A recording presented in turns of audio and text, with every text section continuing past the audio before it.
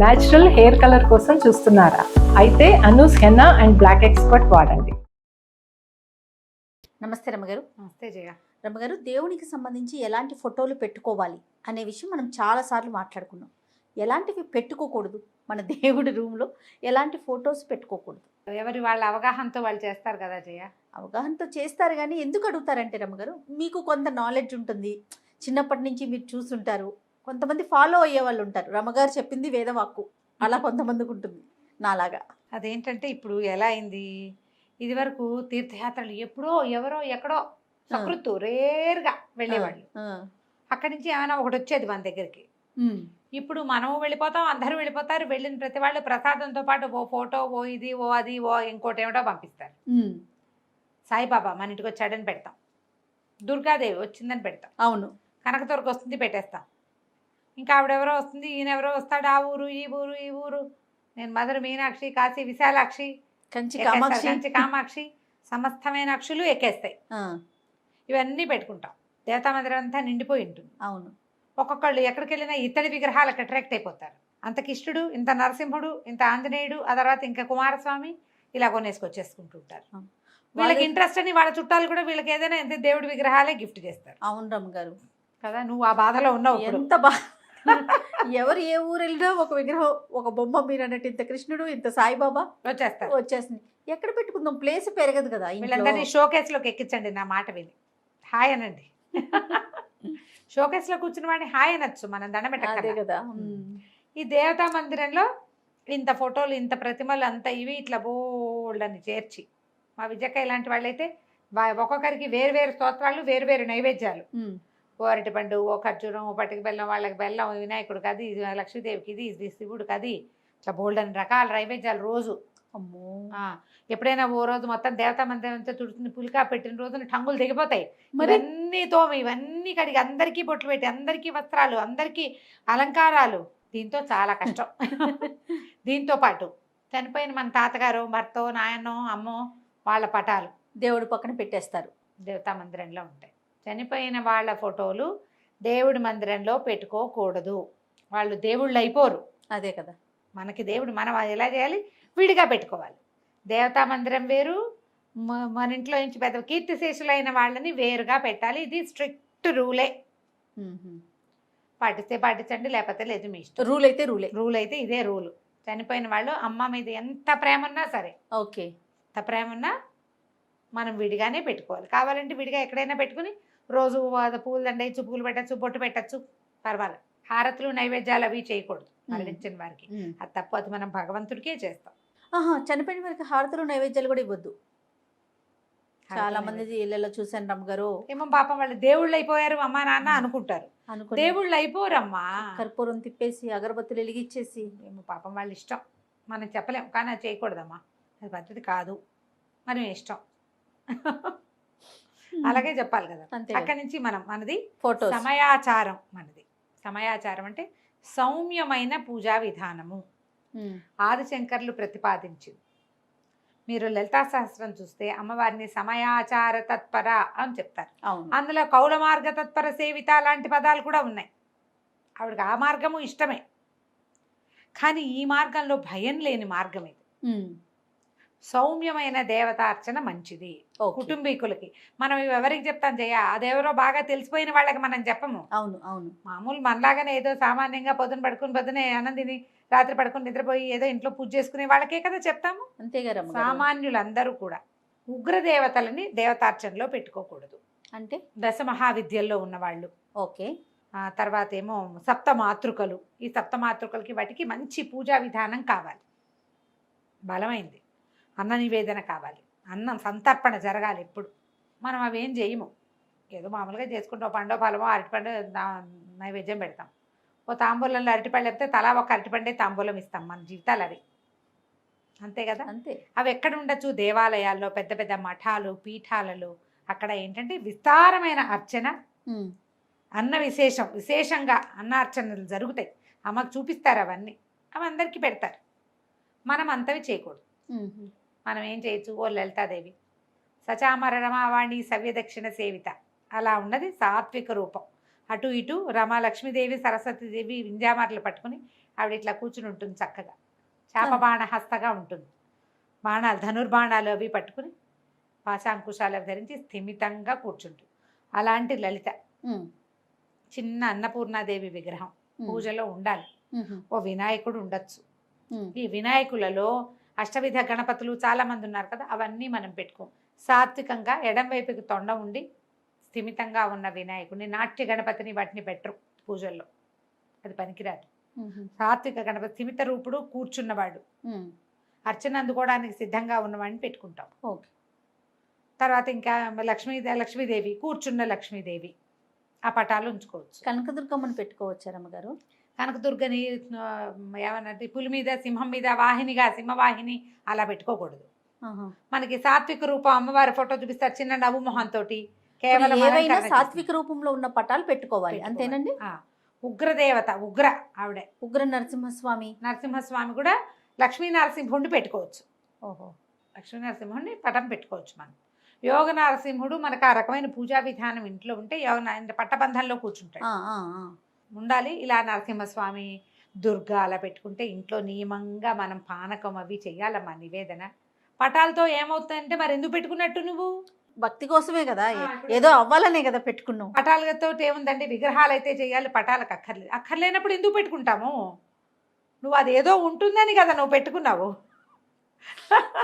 అదేదో ఉంటుందన్నప్పుడు దానికి తగినట్టు చేయాలి. మరి చేయాలి, చేయలేనప్పుడు పెట్టుకోవద్దు. ఆంజనేయ స్వామి అండి, ఆంజనేయ స్వామిని కూడా పెట్టుకోవచ్చు చక్కగా. చక్కటి పంచముఖ ఆంజనేయుడు కాకుండా స్థిమితంగా ఉన్న ఆంజనేయ స్వామి మన ఇది ఉంటుంది కదా, ఏమంటారు మన సంజీవని పర్వతాన్ని తెచ్చినవాడు, తోకరాయుడుగా ఉన్నవాడు, తోక ఇట్లా కనపడుతుంటుంది, అలా కూడా చేసుకోవచ్చు. దీంట్లో ఏంటంటే చాలా మంది పెద్దవాళ్ళ దగ్గర నేను విన్నాను నేను చెప్పే 5 వినాయకుళ్ళని ఎక్కువ ఉంచకూడదని. మా దగ్గర 5 వినాయకులు ఉన్నారు, నేను ఎవరిని తీయలేను. ఆయన తీస్తే ఏంటో కష్టంగా ఉంటుంది. ఒకే పటం ఒకే దేవుడివి రకరకాల ప్రతిమలు అక్కర్లేదు. నేను విన్నాను రమ్మగారు, ఎక్కువ ఇవి అక్కర్లేదు. అనంతలక్ష్మి అమ్మ అనుకుంటాను ఒకసారి, ఒక ప్రతిమ ఒకటి చాలు. రకరకాల రూపాల్లో ఉన్నాయని పెట్టుకుంటే ఎక్కువైపోతుంది, ఎక్కువ ఆక్యుపై చేసేస్తుంది. అర్చన కావాలి, అర్చన కావాలి, నైవేద్యం కావాలి. అర్చన అక్కర్లేదంటే షోకేస్లోనే పెట్టుకోవచ్చు. నువ్వు పూజా మందిరాలు ఎందుకు పెట్టుకున్నట్టు? అంతే కదా. నేను నా సలహా అయితే ఏ ఫ్రెండ్స్ ఎవరు తెచ్చిచ్చిన ప్రతిమైనా ఎత్తి పూజ గదిలో పెట్టబోకండి. ఓ షోకేస్ ఒక ర్యాక్ దానికి వదిలిపెట్టేయండి, అన్నీ ఒకదాని వెనకాల ఒకటి పెట్టిపారేయండి అంతే. షోకేస్లో పెట్టుకోవచ్చు, దేవుడి దగ్గర పెట్టవద్దు. దేవుడి దగ్గర వద్దు. శాంత స్వరూపుడుగా ఉన్న హయగ్రీవ స్వామిని పెట్టుకోవచ్చు. హయగ్రీవుడు చాలా విద్యాప్రదాత, చాలా మంచిది. ఉత్తమ దైవాలలో హయగ్రీవుడు ఉన్నాడట. ఆ జ్ఞానానందమైన దేవం, నిర్మల స్ఫటికాకృతి, ఆధారం సర్వ విద్యానయం హయగ్రీవం ఉపాసమ. ఆధారం సర్వ విద్యానం హయగ్రీవం ఉపాసమహి. చిన్న శ్లోకం పిల్లలకి నేర్పించండి, విద్య పెరుగుతుంది. శ్రీరామ్ పట్టాభిషేకం మనం ఉంచుకోదగిన ఫోటోల్లో శ్రీరామ్ పట్టాభిషేకం ఒకటి ఉంది. శివపార్వతుల్లో అండి, శివపార్వతులు శివ ఏమంటారు పరివారం. వినాయకుడు షణ్ముఖుడు కూడా ఉన్నది పెట్టుకుంటే చాలా మంచిదట. ఇప్పుడు ఆయుష్ హోమం చేస్తే చాన్నాళ్ళ క్రితం పిల్లల పేరుతో ఏదో ఆయుష్ హోమం చేస్తే అప్పుడు ఆయన చెప్పారు, మా పురోహితులు సుబ్రహ్మణ్యం గారే నాకు గుర్తున్నా, ఆయన శివపరివారం తీసుకురండి, అది ఇంట్లో ఉంచుకోండి, శివపరివారం ఉండటం చాలా మంచిది. మా ఫ్రెండ్ ఒకరు వెండి ప్రతిమ ఒకటి ఇచ్చారు, శివపరివారం చాలా బాగుంటుంది, చక్కగా పరివారం పెట్టుకుంటాం. ఇలా పెట్టుకోవాలి. కానీ మీరు ఆలోచించండి, ఉగ్రదేవతలు, తర్వాత ఏమో ఇలా శంఖచక్రాలు అవి పట్టుకుని ఉన్నటువంటి విష్ణు స్వరూపాలు ఇంతంతవి ఫోటోలు అవి కాకుండా, అలా ఒక్క విష్ణువే ఉన్నవాడు కాకుండా పక్కన లక్ష్మి ఉన్న విష్ణువు. స్వామి పైనుండి కింద నుంచి మనకి లక్ష్మీదేవి ఉన్న ప్రతిమలు కూడా కనిపిస్తూ ఉంటాయి రమ్మగారు. అంటే కళాత్మకంగా రకరకాల ఐడియాలు చేస్తున్నారమ్మా, మనం చెప్పలేకపోతాం కదా. తిరుపతిలోనే తీసుకున్నారు, ఎవరో తీసుకొచ్చి ఇచ్చారు, ఇంట్లో ఉంటారు. ఈ ప్రతిమలన్నీ ఫోటోలన్నీ దేవుడి దగ్గరికి చేర్చకుండా అవును పెట్టుకోండి. ఇంకంతే చేయాలమ్మా. మీరు ఆలోచించుకోండి ప్రధానంగా. ఇప్పుడు చాలా మంది రకరకాల దేవతల ఉపాసనలు అవన్నీ చెప్తున్నారు కదా, మరి ఈ ఉపాసనలు అవన్నీ ఏదైనా తాత్కాలిక ప్రయోజనం కోసం, తాత్కాలికంగా కొద్ది రోజులే, ఫలానా రోజు మంచిదంటే ఆ ఒక్క రోజే చేస్తే మంచిది తప్ప దాన్ని నిత్యార్చనలో పెట్టుకోకూడదని భావిస్తున్నాను జయ నేనైతే. ఓకే. ఎందుకంటే ఇది మనకి వారాహి అర్చన అవన్నీ కూడా శ్యామల, వారాహి ఇవన్నీ కూడా మంత్రాధిష్టాన దేవతలు, వాళ్ళందరినీ మనం నిత్యము అర్చన చేయటం అనేది అసలు మన విధానంలో లేదు, కానీ కొత్తగా వచ్చేసింది. అనొచ్చు అనకూడదు రమ్మగారు, లేటెస్ట్ టెక్నాలజీలో భాగంగా ఉమ్. వారాహి పూజ అనేది కూడా ఇది కూడా కొత్తగా వచ్చింది కదా రమ్మగారు. ఇంతకు ముందు విన్నామా అసలు? వినలా. వారాహి అమ్మవారి ప్రతిమ కూడా తెలియదు. ఇప్పుడు వేవేలుగా ప్రతిమలు వారాహి పూజ, ఫోటో వారాహి- ట్రెండింగ్ లో ఉంది వారాహి. ఇప్పుడు అది. శ్యామలు కూడా ట్రెండ్ లోనే ఉండేది. శ్యామల్ని కొంచెం పక్క పెట్టి వారాహి చేస్తే మనం ఎవరినైనా ఏదైనా చేసేయచ్చు, అలాంటి భావాలు కూడా అది పుడుతున్నాయమ్మా. విపరీత ధోరణులు కదా. అలాంటి వాటిల్లోకి వెళ్ళబోకండమ్మా. ఎవరినైనా మీ చేయగలిగేది మిమ్మల్ని ఏం చేస్తుందో చూసుకోండి. కరెక్ట్ చెప్పారు. ఎవరి కోసమైనా వాళ్ళు పాడవ్వాలి, వాళ్ళ ఇదవ్వాలి అని చేసిన పూజ మనల్ని ఏం చేస్తోంది? మిమ్మల్ని ఏం చేస్తుంది అది ఆలోచించండి. తుప్పు మరకలు అంటిస్తుంది, తుప్పు ఐరన్ ఓ ఇనపరాడ్డుకి తడిపామనుకో ఆ మరక బట్టలకు అంటుతుంది. దీనికి ఏమవుతుంది, కొన్నాళ్ళకి మేకు కూడా పాడవుతుందమ్మా అవును కదా. అవును, కొంచెం టైం పడుతుంది అంతే. అంతే, కానీ ఇది పాడవటం మాత్రం మాందు. పొరపాటును కూడా అలాంటి పనులు చేయబోకండి. ఈ సమస్య నాకు తీర్చమనాలి, అవతల వాడు ఏ సమస్య ఎవడి వల్ల వచ్చిందో వాడు పోవాలని కోరుకోకూడదు, అది చాలా పొరపాటు. అలా కోరి మీరు ఏ ఆరాధనైనా చేస్తే, ఏ ప్రతిమా విశేషాన్నో ఏ ఫోటోనో తెచ్చిపెట్టుకుని ఆమెను పూజించటం మొదలుపెట్టారా, మీ సమస్య తీర్చిన శక్తి మిమ్మల్ని మింగుతుంది తర్వాత. అమ్మ ఎవరికైనా అమ్మే, అమ్మ ఎవరికైనా అమ్మే. నువ్వు చేస్తావు తప్పు, నువ్వేమి దేవుడివి కాదు. అంతే కదా. నువ్వు అది ఇంకొక ఆ రకం. తప్పుకి నిన్ను పట్టుకుంటుంది అమ్మ, అంతే కదా. ఆ తప్పులకి నిన్ను పట్టుకుంటుంది. నాకు ఈ సమస్య తీర్చమ్మా, నన్ను ఇందులో నుంచి బయటపడేయి అని మొక్కుకోవాలి. అని మొక్కోండి, అని దండం పెట్టుకోండి. అలాంటి ప్రతిమా విశేషాలని తెచ్చి పెట్టుకోండి. సుబ్రహ్మణ్యం కూడా పెట్టుకోవచ్చు జయ. బాలసుబ్రహ్మణ్యం పెట్టుకుంటే చాలా మంచిదట. సుబ్రహ్మణ్యుడు బాలసుబ్రహ్మణ్యుడుగా ఉండాలి, సంతానానికి పిల్లలకి చాలా మంచిది. అవి పెట్టుకోవచ్చు. ఆలోచించుకొని పెట్టుకోవటం మేరమ్మగారు. అంతే, ఇలా శూలపాణిగా ఉన్నది అమ్మవారు, మహిషాసుర మర్దినిగా ఉన్నది పెట్టుకోకూడదు. అవి పెట్టుకోకూడదు, అంత మంచిది కాదు. అది ఎప్పుడు పెట్టుకోవాలి, మంచిది కాదంటే ఆమె చేయడానికి కాదు, అంత పవర్ని మనం తట్టుకోలేమని. అది విశేషంగా మహర్నవమి నాడు అర్చన, అంతే. ఆ పూట ఆ ఫోటో ఉంటే పెట్టుకుని దండం పెట్టుకుని అవతారాలు వేస్తారు గుళ్ళో. ఏమి సంవత్సరం అంతా చూపించారు మనకి, ఏడాదికి ఓసారి మహిషాసుర మర్దిని పెద్ద స్వరూపంలో చూపిస్తారు, భయం వేసేలాగా. తెల్లారేపాటికి తీసేస్తారు. ఎందుకు తీసేస్తారమ్మా, ఏ దేవాలయంలో ఎందుకు ఉంచుకోకూడదు కదా మరి.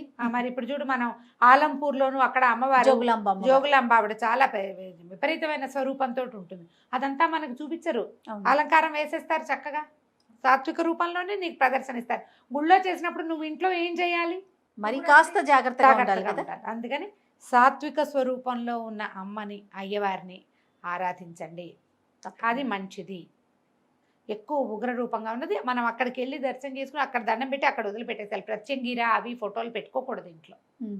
ఆ ప్రత్యంగి మనకి ఏదైనా సమస్య ఉంటే ప్రత్యంగిర అర్చన చెప్పారు అనుకో, నీకు ఆ సమయం తీసాక యాంటీబయాటిక్ మానేస్తాను చూడు 5 days కోర్స్ తర్వాత, అంతే. అది అయిపోగానే ఈ అమ్మవారిని తీసి లోపల పెట్టాలి. అంతే, ఓ దండం పెట్టి మళ్ళీ అవసరం వచ్చినప్పుడు పిలుస్తావమ్మా, అందాక పెట్లో కూర్చో బంగారు తల్లి అని ఓ 2 పువ్వులు గంధం పెట్టి లోపల పెట్టేసుకోవాలి.